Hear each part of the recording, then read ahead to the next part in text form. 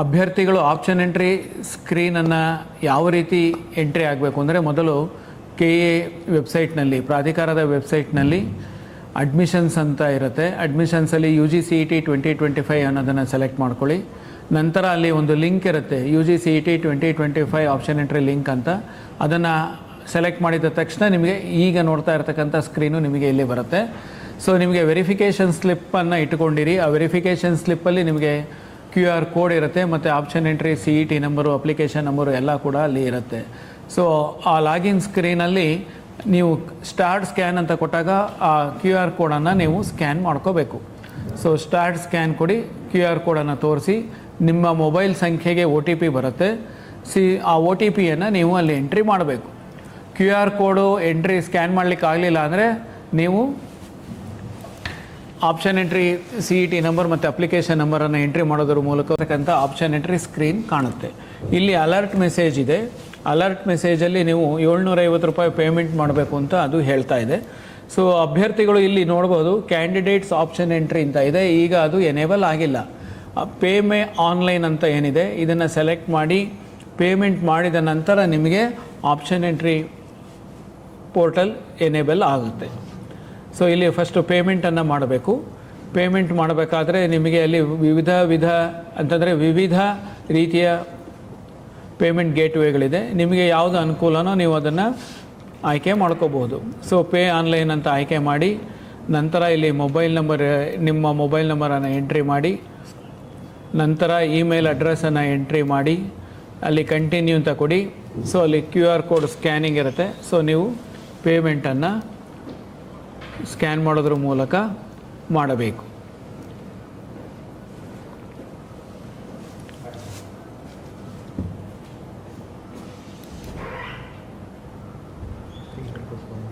So ಇಲ್ಲಿ ಟೆಸ್ಟಿಂಗಿಗೋಸ್ಕರ ಅಲ್ಲಿ ₹1 ಅಂತ ತೋರಿಸಿದೆ. ಸೊ ಎಲ್ಲ ಅಭ್ಯರ್ಥಿಗಳು 750 ರೂಪಾಯಿಯನ್ನು ಪೇಮೆಂಟ್ ಮಾಡಬೇಕಾಗತ್ತೆ. ಸೊ ಪೇಮೆಂಟ್ ಮಾಡಿದ ನಂತರ ಪೇಮೆಂಟ್ ಸಕ್ಸಸ್ಫುಲ್ ಅಂತ ಬರುತ್ತೆ. ಅದಾದಮೇಲೆ ಸಕ್ಸಸ್ ರಿಪೋರ್ಟ್ ಅಂತಲೂ ಕೂಡ ಇದೆ. ನೀವು ಅದನ್ನು ಕೂಡ ನೋಡಿಬಿಟ್ಟು ಅದನ್ನು ಪ್ರಿಂಟ್ ಕೂಡ ತೆಗೆದು ಇಟ್ಕೋಬಹುದು. ನಂತರ ನೀವು ಇಲ್ಲಿ ಆಪ್ಷನ್ ಎಂಟ್ರಿ ಸ್ಕ್ರೀನಿಗೆ ಬಂದು ಇಲ್ಲಿ ರಿಫ್ರೆಶನ್ನು ಮಾಡಿ. ಓಕೆ, ಸೊ ರಿಫ್ರೆಶ್ ಮಾಡಿದ ತಕ್ಷಣ ನಿಮಗೆ ಅಲ್ಲಿ ಕ್ಯಾಂಡಿಡೇಟ್ಸ್ ಆಪ್ಷನ್ ಎಂಟ್ರಿ ಲಿಂಕ್ ಅಂತ ಇದೆ ನೋಡಿ, ಈಗ ಅದು ಎನೇಬಲ್ ಆಗಿದೆ. ಸೊ ಇದೇ ರೀತಿ ಆಪ್ಷನ್ ಎಂಟ್ರಿ ಎಕ್ಸಾಂಪಲ್ ಅಂತ ನೀವು ನೋಡ್ಬೋದು. ಡೀಟೇಲ್ಡ್ ಆಪ್ಷನ್ ವರ್ಕ್ಶೀಟ್ ಇದೆ, ಪ್ರಿಂಟ್ ಆಪ್ಷನ್ ಇದೆ, ಅದೇ ರೀತಿ ಇಲ್ಲಿ ರ್ಯಾಂಕ್ಸ್ ಅಂತ ಇದೆ. ನಿಮಗೆ ಬಂದಿರತಕ್ಕಂಥ ಡಿಸಿಪ್ಲಿನ್ ವೈಸ್ ರ್ಯಾಂಕ್ಸ್ ಇಲ್ಲಿ ತೋರಿಸುತ್ತೆ. ನೀವು ಎಷ್ಟು ಡಿಸಿಪ್ಲಿನ್ಗೆ ಎಲಿಜಿಬಲ್ ಇದ್ದೀರಿ, ಎಷ್ಟು ರ್ಯಾಂಕ್ಸ್ ಬಂದಿದೆ ನಿಮಗೆ ಅನ್ನೋದು ಅಲ್ಲಿ ನೀವು ನೋಡಬಹುದು. ರೈಟ್ ಸೈಡ್ ಸ್ಕ್ರೀನಲ್ಲಿ ನಿಮಗೆ ಕೋರ್ಸಸ್ ಅಂತ ಇದೆ, ಕಾಲೇಜಸ್ ಅಂತ ಇದೆ. ಸೊ ನೀವು ಕೋರ್ಸಸ್ ಸೆಲೆಕ್ಟ್ ಮಾಡಿದ್ರೆ ಯಾವ್ಯಾವ ಕೋರ್ಸುಗಳು ನಿಮಗೆ ಅಡ್ಮಿಷನ್ಸ್ಗೆ ಇದೆ ಅನ್ನೋದನ್ನು ನೀವು ನೋಡ್ತಾ ಇರ್ಬೋದು. ಇಲ್ಲಿ ಇಂಜಿನಿಯರಿಂಗು, ಮೆಡಿಕಲ್ಲು, ಈ ರೀತಿ ಪ್ರತಿಯೊಂದು ಇರುತ್ತೆ. ಸೊ ಅದೇ ರೀತಿ ನೀವು ಕಾಲೇಜಸ್ ಅಂತ ಇದೆ. ಸೊ ಆ ಕಾಲೇಜಸನ್ನು ಸೆಲೆಕ್ಟ್ ಮಾಡಿದ್ರೆ ನಿಮಗೆ ಯಾವ್ಯಾವ ಕಾಲೇಜುಗಳು ಸರ್ಕಾರದಿಂದ ಅನುಮತಿ ಪಡೆದಿವೆ ಅನ್ನೋದು ಲಿಸ್ಟು ಕೂಡ ಅಲ್ಲಿ ನಿಮಗೆ ಕಾಣಸಿಗುತ್ತೆ. List of colleges approved by the government for seat allotment, ಇದಿಷ್ಟು ಕೂಡ ನಿಮಗೆ ಅಲ್ಲಿ ಡಿಸ್ಪ್ಲೇ ಆಗುತ್ತೆ. ಡಿಸಿಪ್ಲಿನ್ ವೈಸ್ ಅದು ನಿಮಗೆ ತೋರಿಸುತ್ತೆ. ಸೊ ನಾವು it is showing medical college list. ಈಗ ಮೆಡಿಕಲ್ ಕಾಲೇಜ್ ಲಿಸ್ಟ್ ತೋರಿಸ್ತಾ ಇದೆ. ಸೊ ಇದೇ ರೀತಿ ನಿಮಗೆ ಡೆಂಟಲ್ ಕಾಲೇಜ್ ಲಿಸ್ಟ್ ಬರುತ್ತೆ, ಅದೇ ರೀತಿ ಆಯುಷ್ ಕಾಲೇಜು, ಅದೇ ರೀತಿ ನಿಮಗೆ ಯೋಗ ಆ್ಯಂಡ್ ನ್ಯಾಚುರೋಪತಿ ಮತ್ತು ಆರ್ಕಿಟೆಕ್ಚರ್, ಸೊ ಇಂಜಿನಿಯರಿಂಗ್. ಸೊ ಈ ರೀತಿ ಪ್ರತಿಯೊಂದು ಡಿಸಿಪ್ಲಿನಲ್ಲೂ ಕೂಡ ನಿಮಗೆ ಲಿಸ್ಟ್ ಬರುತ್ತೆ. ಇಲ್ಲಿ ಏನಪ್ಪ ಪ್ರಾಮುಖ್ಯವಾಗಿ ನೀವು ಗಮನಿಸಬೇಕು ಅಂತಂದರೆ, ಯಾವ ಕಾಲೇಜು ನೀವು ನೋಡ್ತಾ ಇದ್ದೀರಿ ಆ ಕಾಲೇಜಲ್ಲಿ ಪಕ್ಕದಲ್ಲಿ ನಿಮಗೆ ಕಾಲೇಜ್ ಇನ್ಫಾರ್ಮೇಷನ್ ಅಂತ ಇದೆ. ಇದನ್ನು ನೀವು ಕ್ಲಿಕ್ ಮಾಡಿದ್ರೆ ಆ ಕಾಲೇಜಿನ ಬಗ್ಗೆ ಮಾಹಿತಿ ಕೂಡ ನಿಮಗೆ ಅಲ್ಲಿ ಡಿಸ್ಪ್ಲೇ ಆಗುತ್ತೆ. ಕಾಲೇಜಿನ ಮಾಹಿತಿ ಕಾಲೇಜು ಪೋರ್ಟಲಲ್ಲಿ ಕಾಲೇಜಿನವರು ದಾಖಲಿಸಿರ್ತಾರೆ. ಕಾಲೇಜಿನವರು ದಾಖಲಿಸಿರ್ತಕ್ಕಂಥ ಮಾಹಿತಿಯನ್ನು ಅಲ್ಲಿ ಡಿಸ್ಪ್ಲೇ ಮಾಡ್ತೀವಿ. ಈಗ ಇಲ್ಲಿ ಕ್ಯಾಂಡಿಡೇಟ್ಸ್ ಆಪ್ಷನ್ ಎಂಟ್ರಿಗೆ ನಾವು ಮೊದಲು ಬರೋಣ. ಸೊ ಇದನ್ನು ಆಯ್ಕೆ ಮಾಡಿದ ನಂತರ ಇಲ್ಲಿ ನಿಮಗೆ ಒಂದು ಮೆಸೇಜ್ ಪಾಪಪ್ ಆಗುತ್ತೆ.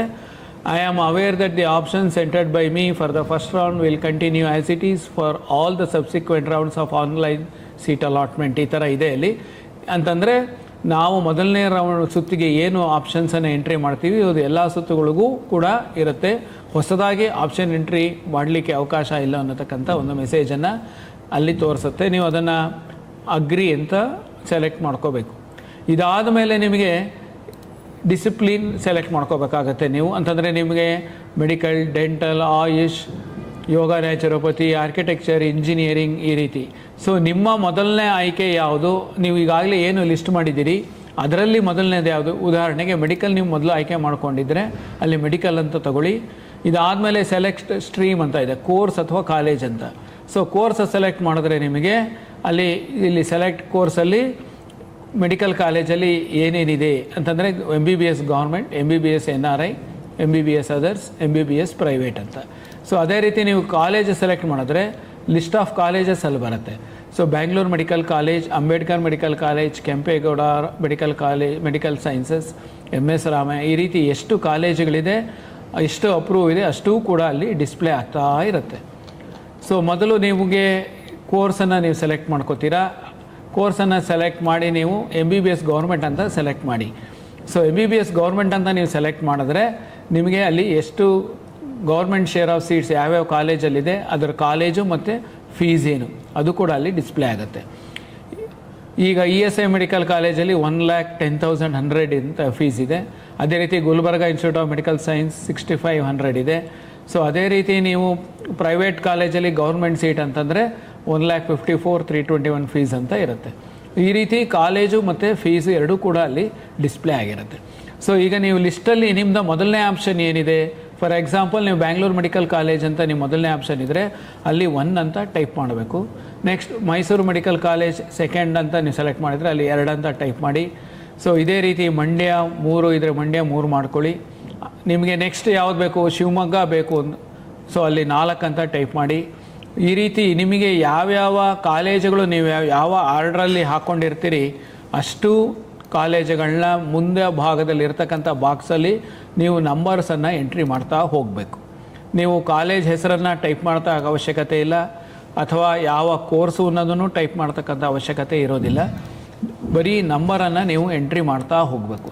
ಈಗ ಇಲ್ಲಿ ಏನು ಎಂಟ್ರಿ ಮಾಡ್ತಾ ಇದ್ದೀವಿ ಈ ಆರ್ಡ್ರಲ್ಲೇ ಮಾಡಬೇಕು ಅನ್ನತಕ್ಕಂಥ ಯಾವುದೇ ಒಂದು ನಿಯಮ ಇರೋದಿಲ್ಲ. ನಿಮಗೆ ಬೇಕಾಗಿರ್ತಕ್ಕಂಥ ಆರ್ಡ್ರಲ್ಲಿ ನೀವು ಎಂಟ್ರಿ ಮಾಡಿ. ಸೊ ಈ ಪ್ರತಿ ಒಂದು 5 ಅಥವಾ 10 ಎಂಟ್ರಿ ಮಾಡಿದ ನಂತರ ನೀವು ಇಲ್ಲಿ ಸೇವ್ ಆ್ಯಂಡ್ ಸಬ್ಮಿಟ್ ಅಂತ ಇದೆ, ಇದನ್ನು ಸೆಲೆಕ್ಟ್ ಮಾಡ್ಕೊಳ್ಳಿ. ಸೇವ್ ಆ್ಯಂಡ್ ಸಬ್ಮಿಟ್ ಸೆಲೆಕ್ಟ್ ಮಾಡಿದ ತಕ್ಷಣ ನಿಮಗೆ ನೀವು ಏನು ಎಂಟ್ರಿ ಮಾಡಿರ್ತೀರಿ ಅದು ನಿಮಗೆ ರೈಟ್ ಸೈಡ್ ಸ್ಕ್ರೀನಲ್ಲಿ ನಿಮಗೆ ಪ್ರಿಯಾರಿಟಿ ವೈಸ್ ಡಿಸ್ಪ್ಲೇ ಆಗ್ತಾ ಇರುತ್ತೆ. ಸೊ ಇದಾದ ನಂತರ ನೀವು ನೆಕ್ಸ್ಟ್ ಇನ್ಯಾವುದು ಎಂಟ್ರಿ ಮಾಡಬೇಕು ಅದನ್ನು ನೀವು ಆ ನಂಬರ್ಗಳನ್ನ ಆ ಆಪ್ಷನ್ಸನ್ನು ಎಂಟ್ರಿ ಮಾಡ್ತಾ ಹೋಗ್ಬೋದು. ಈ ರೀತಿ ಮೆಡಿಕಲಲ್ಲಿ ನಿಮಗೆ ಎಷ್ಟು ಕಾಲೇಜ್ ಇದೆ ಅಷ್ಟೂ ಕಾಲೇಜುಗಳು ಬೇಕು ನಿಮಗೆ ಅನಿಸಿದ್ರೆ ನೀವು ಅಷ್ಟೂ ಕಾಲೇಜನ್ನು ಎಂಟ್ರಿ ಮಾಡಬಹುದು. ಇಷ್ಟೇ ಮಾಡಬೇಕು ಅನ್ನತಕ್ಕಂಥ ರೂಲ್ಸ್ ಇರೋದಿಲ್ಲ. ಸೊ ನಿಮಗೆ ಮೊದಲು ಮೆಡಿಕಲ್ ಸೀಟುಗಳಲ್ಲಿ ನಿಮಗೆ ಗೌರ್ಮೆಂಟ್ ಕಾಲೇಜ್ ಫಸ್ಟ್ ಬೇಕು, ಗೌರ್ಮೆಂಟ್ ಕಾಲೇಜ್ ಹಾಕ್ಕೊಳ್ಳಿ, ಅಥವಾ ಗೌರ್ಮೆಂಟ್ ಸೀಟು ಮೊದಲು ಬೇಕು ಅಂದರೆ ನೀವು ಗೌರ್ಮೆಂಟ್ ಸೀಟನ್ನು ಹಾಕ್ಕೋಬೋದು. ಸೊ ಈ ರೀತಿ ಎಲ್ಲ ಕಾಲೇಜುಗಳಿಗೂ ನೀವು ಎಂಟ್ರಿ ಮಾಡಿದ ನಂತರ ನೀವು ಅಲ್ಲಿ ಸೇವ್ ಆ್ಯಂಡ್ ಸಬ್ಮಿಟ್ ಅಂತ ಬಟನ್ ಇದೆ, ಆ ಸೇವ್ ಆ್ಯಂಡ್ ಸಬ್ಮಿಟ್ ಬಟನನ್ನು ಸೆಲೆಕ್ಟ್ ಮಾಡ್ಕೊಳ್ಳಿ. ಸೊ ಮತ್ತೆ ನಿಮಗೆ ಇಲ್ಲಿ ಅಪ್ಡೇಟ್ ಆಗುತ್ತೆ. ಇನ್ಯಾವುದು ಆಪ್ಷನ್ಸ್ ಇಲ್ಲಿ ಯಾವುದು ನೀವು ಎಂಟ್ರಿ ಮಾಡಿಲ್ಲ ಅದು ಕೂಡ ನಿಮಗೆ ಲೆಫ್ಟ್ ಸೈಡ್ ಸ್ಕ್ರೀನಲ್ಲಿ ತೋರಿಸ್ತಾ ಇರುತ್ತೆ. ಸೊ ನಿಮಗೆ ಯಾವ ಪ್ರಿಯಾರಿಟಿಯಲ್ಲಿ ಆಪ್ಷನ್ ಬೇಕು ಅನ್ನೋದನ್ನು ನೀವು ಎಂಟ್ರಿ ಮಾಡ್ತಾ ಇರ್ಬೋದು. ಈ ರೈಟ್ ಸೈಡ್ ಸ್ಕ್ರೀನನ್ನು ನೀವು ನೋಡ್ಬೋದು. The options entered by the candidate in the order of priority wise ಅದು ತೋರಿಸ್ತಾ ಇರುತ್ತೆ. ಸೊ ನೆಕ್ಸ್ಟು ನಿಮಗೆ ಇಲ್ಲಿ ಈಸ್ಟ್ ಪಾಯಿಂಟ್ ಕಾಲೇಜ್ ಅಂತ ಇದೆ. ಸೊ ನೀವು ಅದು ಬೇಕು ಅಂತಂದರೆ ನೆಕ್ಸ್ಟ್ ನಂಬರನ್ನು ಹಾಕ್ಕೊಳ್ಳಿ. ಸೊ ಅದೇ ರೀತಿ ಸಿದ್ಧಗಂಗಾ, ನಿಮಗೆ ಯಾವ ರೀತಿ ಬೇಕು ನೀವು ಆ ರೀತಿ ಆಪ್ಷನ್ಸನ್ನು ಎಂಟ್ರಿ ಮಾಡಬಹುದು. ಓಕೆ, ಸೊ ಈ ರೀತಿ ನೀವು ಎಂಟ್ರಿ ಮಾಡ್ತಾ ಅಲ್ಲಿ ಸೇವ್ ಆ್ಯಂಡ್ ಸಬ್ಮಿಟ್ ಅಂತ ಬಟನ್ ಇದೆ, ಆ ಸೇವ್ ಆ್ಯಂಡ್ ಸಬ್ಮಿಟ್ ಬಟನನ್ನು ಸೆಲೆಕ್ಟ್ ಮಾಡ್ತಾ ಇದ್ದರೆ ನೀವು ರೈಟ್ ಸೈಡ್ ಸ್ಕ್ರೀನಲ್ಲಿ ನೋಡ್ಬೋದು. ಈಗ ನೀವು ಮೆಡಿಕಲ್ ಎಲ್ಲ ಕಾಲೇಜುಗಳು ಆಪ್ಷನ್ಸನ್ನು ಮುಗಿಸಿದ್ದೀರಾ, ನನಗೆ ಮೆಡಿಕಲ್ ನಾನು ಈಗ ಇಷ್ಟು ಸಾಕು, ನನಗೆ ನೆಕ್ಸ್ಟ್ ನಾನು ಪ್ರೈವೇಟ್ ಸೀಟ್ ಬೇಕು ನನಗೆ ಅಂತಂದರೆ ಅಲ್ಲಿ MBBS ಪ್ರೈವೇಟ್ ಅಂತ ಇದೆ. ಸೊ MBBS ಪ್ರೈವೇಟ್ ಸೆಲೆಕ್ಟ್ ಮಾಡಿದ್ರೆ ತಿರ್ಗಾ ಈಗೇನು ಡಿಸ್ಪ್ಲೇ ಆಗುತ್ತೆ. ಸೊ ಆ ಡಿಸ್ಪ್ಲೇ ಆಗಿದ ತಕ್ಷಣ ನೀವು ಆ ಪ್ರಿಯಾರಿಟಿ ನಂಬರನ್ನು ಎಂಟ್ರಿ ಮಾಡ್ಕೋಬಹುದು. ಸೊ ಈಗ ಅಲ್ಲಿ 21 ಆಗಿದೆ. ಸೊ ನೆಕ್ಸ್ಟ್ ನಿಮ್ಗೆ ಯಾವ್ದು ಬೇಕು, ಅಂಬೇಡ್ಕರ್ ಮೆಡಿಕಲ್ ಕಾಲೇಜ್ 22 ಅಂದರೆ 22 ಸೆಲೆಕ್ಟ್ ಮಾಡ್ಕೊಳ್ಳಿ. ನೆಕ್ಸ್ಟು ಕಿಮ್ಸಲ್ಲಿ 23 ಇದೆ. ನೆಕ್ಸ್ಟು 24 ಈ ರೀತಿ ನಿಮಗೆ ಪ್ರಿಯಾರಿಟಿ ನಂಬರ್ ನೀವೇನು ಎಂಟ್ರಿ ರೆಡಿ ಇಟ್ಕೊಂಡಿರ್ತೀರಿ ಆ ಪ್ರಿಯಾರಿಟಿ ನಂಬರನ್ನು ಅಲ್ಲಿ ದಾಖಲಿಸ್ತಾ ಹೋಗಬೇಕು. ಸೊ ಪ್ರಿಯಾರಿಟಿ ನಂಬರ್ ನೀವು ಆ ಬಾಕ್ಸಲ್ಲಿ ಎಂಟ್ರಿ ಮಾಡಬೇಕು. ನಂತರ ಸೇವ್ ಆ್ಯಂಡ್ ಸಬ್ಮಿಟ್ ಬಟನನ್ನು ಮಾಡಬೇಕು. ಇದಾದಮೇಲೆ ನಿಮಗೆ MBBS ಅಲ್ಲೇ ನಿಮಗೆ ಇನ್ನೂ 2 ಕೋರ್ಸಸ್ ಇರ್ತದೆ, ಅನ್ನೋದು 2 ವರ್ಗ ಇರುತ್ತೆ, NRI ಮತ್ತು ಅದರ್ಸ್ ಅಂತ. ಸೊ NRI ಬೇಕು ಅಂತಂದರೆ ನೀವು NRI ಕೋರ್ಸನ್ನು ಸೆಲೆಕ್ಟ್ ಮಾಡ್ಕೊಳ್ಳಿ, ಕಾಲೇಜು ಮತ್ತು ಫೀಸ್ ಬರುತ್ತೆ. ಅದೇ ರೀತಿ ನಿಮಗೆ MBBS ಅದರ್ಸ್ ಅಂತ ಇದೆ, ಮ್ಯಾನೇಜ್ಮೆಂಟ್ ಸೀಟ್ ಅಂತ, ಆಡಳಿತ ಮಂಡಳಿ ಸೀಟ್ ಅಂತ ಹೇಳ್ತಾರೆ, ಅದು ಕೂಡ ನಿಮಗೆ ಅಲ್ಲಿ ಡಿಸ್ಪ್ಲೇ ಆಗುತ್ತೆ. ನಿಮಗೆ ಆಸಕ್ತಿ ಇದ್ದರೆ ನೀವು ಆ ಆಪ್ಷನ್ಸ್ಗಳನ್ನ ಕೂಡ ನೀವು ದಾಖಲಿಸ್ಬೋದು. ಫೀ ಸ್ಟ್ರಕ್ಚರ್ ಕೊಟ್ಟಿದ್ದಾರೆ, ಆ ಫೀ ಸ್ಟ್ರಕ್ಚರನ್ನು ನೋಡ್ಕೊಳ್ಳಿ. ಸೊ ಇದಾದ ನಂತರ ನೀವು ಮೆಡಿಕಲ್ ಆದಮೇಲೆ ನನಗೆ ಡೆಂಟಲ್ ಬೇಕಾ ಅಥವಾ ಆಯುಷ್ ಬೇಕಾ ಅಥವಾ ಯೋಗ ಬೇಕಾ ಅಥವಾ ಇಂಜಿನಿಯರಿಂಗ್ ಬೇಕಾ, ನೀವು ಅದನ್ನು ಆಯ್ಕೆ ಮಾಡ್ಕೊಳ್ಳಿ.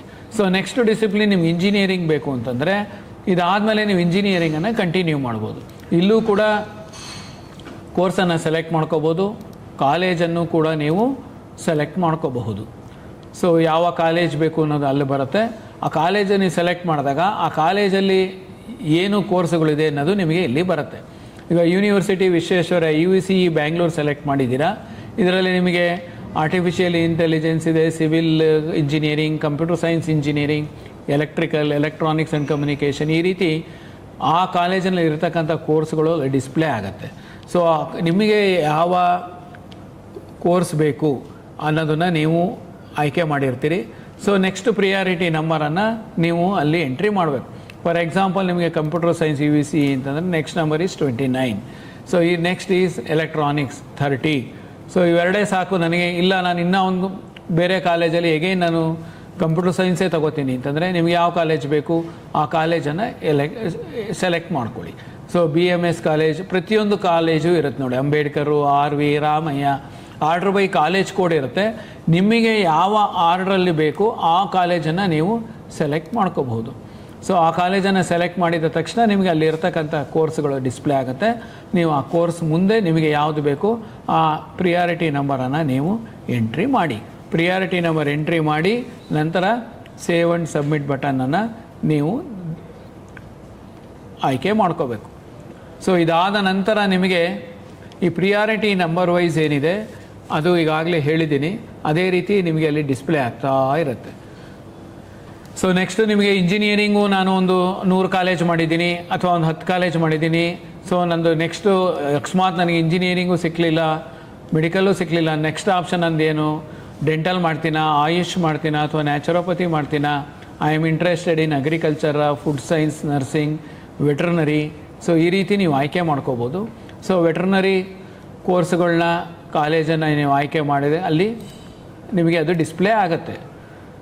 ಸೊ ನೆಕ್ಸ್ಟ್ ನಮ್ಮ ನಂಬರ್ ಏನಿದೆ ಆ ಪ್ರಿಯಾರಿಟಿ ನಂಬರನ್ನು ನೀವು ಎಂಟ್ರಿ ಮಾಡ್ತಾ ಹೋಗ್ಬೋದು. ಸೊ ಎಂಟ್ರಿ ಮಾಡಿ ಸೇವ್ ಆ್ಯಂಡ್ ಸಬ್ಮಿಟ್ ಅಂತ ಇರುತ್ತೆ, ಸೇವ್ ಆ್ಯಂಡ್ ಸಬ್ಮಿಟ್ ಮಾಡ್ಕೊಳ್ಳಿ.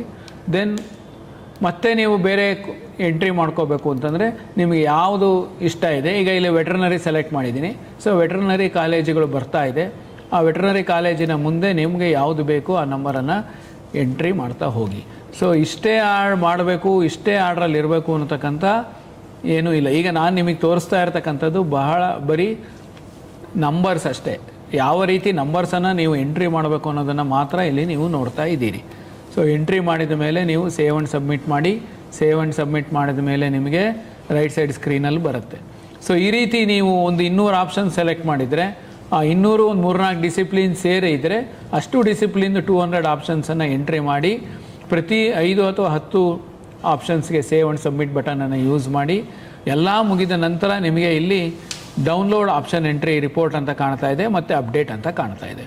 ಈ ಅಪ್ಡೇಟ್ ಏನಪ್ಪ ಅಂತಂದರೆ ಫಾರ್ ಎಕ್ಸಾಂಪಲ್ ನಿಮಗೆ 6ನೇ ಸೀರಿಯಲ್ ನಂಬರ್ ಇರ್ತಕ್ಕಂಥದ್ದು ಪ್ರಿಯಾರಿಟಿ ನಂಬರ್ ಇರೋದು ನಿಮಗೆ ಬೇಡ ಅನಿಸಿದ್ರೆ ನೀವೇನು ಮಾಡ್ಬೋದು, ಅದನ್ನು ಮಾಡಿಫೈ ಮಾಡ್ಬೋದು. ಅದನ್ನು ತೊಗೊಂಡು ನಾನು ಲಾಸ್ಟ್ಗೆ ಹಾಕ್ತೀನಿ ಅಂತಂದರೆ ಆ ಲಾಸ್ಟ್ ನಂಬರ್ ಏನಿದೆ ನೀವು ಎಂಟ್ರಿ ಮಾಡಿ ಅಲ್ಲಿ ಅಪ್ಡೇಟ್ ಅಂತ ಕೊಟ್ಟರೆ ಅದು ನಿಮಗೆ ರೀಆರ್ಡ್ರ್ ಆಗಿ ಹೋಗಿ ಲಾಸ್ಟಲ್ಲಿ ಕೂತ್ಕೊಳ್ಳುತ್ತೆ. ಸೊ ಈಗ ನೀವು ಇಲ್ಲಿ ನೋಡ್ಬೋದು, ಈಗ ಏನು ಲಾಸ್ಟ್ ನಂಬರ್ ಎಂಟ್ರಿ ಆಗಿರುತ್ತೆ ಅದು ನಿಮಗೆ ಅಲ್ಲಿ ಬಂದಿರುತ್ತೆ. ಸೊ ಅದೇ ರೀತಿ ನಿಮಗೆ ಈಗ ನನಗೆ 38ನೇ ಆಪ್ಷನ್ ಬೇಕಿಲ್ಲ, ನಾನು ಅದನ್ನು ಡಿಲೀಟ್ ಮಾಡಬೇಕು ಅಂದರೆ ನೀವು ಅಲ್ಲಿ ಕರ್ಸರ್ ಇಟ್ಬಿಟ್ಟು 0 ಅಂತ ಪ್ರೆಸ್ ಮಾಡಿ ಅಪ್ಡೇಟ್ ಅಂತ ಕೊಟ್ಟರೆ ನಿಮಗೆ ಅದು ಆಪ್ಷನ್ ಎಂಟ್ರಿ ಲಿಸ್ಟಿಂದ ಡಿಲೀಟ್ ಆಗುತ್ತೆ. ಡಿಲೀಟ್ ಆಗಿಬಿಟ್ಟು ಲೆಫ್ಟ್ ಸೈಡ್ ಸ್ಕ್ರೀನ್ ಏನಿದೆ ಅಲ್ಲಿ ಬಂದು ಮೊದಲಿನ ಪೊಸಿಷನಲ್ಲಿ ಕೂತ್ಕೊಳ್ಳುತ್ತೆ.